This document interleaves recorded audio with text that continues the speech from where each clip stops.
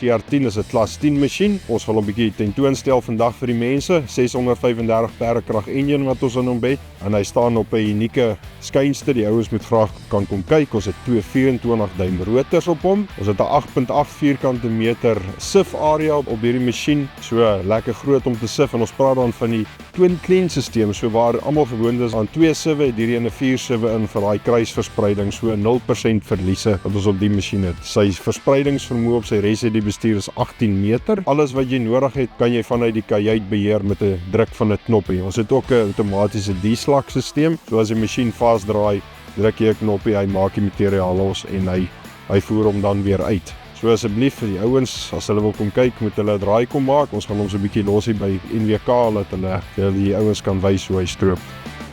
Oeskoste besparing, ek dink is een van die groot dinge wat belangrik is in ons bedryf, en ons wil 'n kwaliteit masjien gee wat vir jou 'n skoon graan monster kan gee, en dan daai 0% verliese wat ons oor gepraat het om dit vir hulle te verskaf.